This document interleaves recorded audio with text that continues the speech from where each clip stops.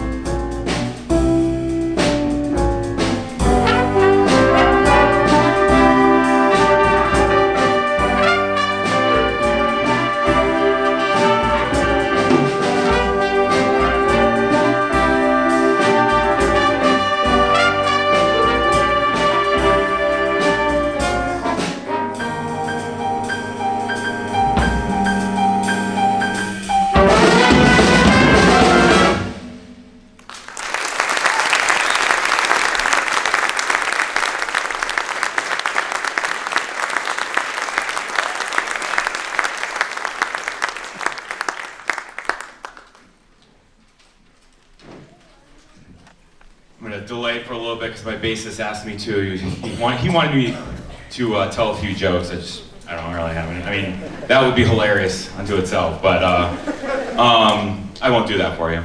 But this is really great. Thank you to Carl for inviting us. This is an opportunity for this ensemble to perform in a auditorium. I know it's hard to believe, but at Londonderry High School, we do not have an auditorium anywhere in our school district.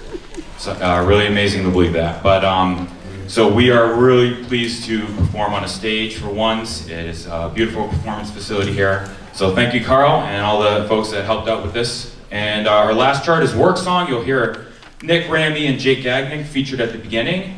And then you will hear Jake Gagnon will solo, and Tim Duffy will solo as well, and you'll hear Julia Turk do a little solo at the end as well.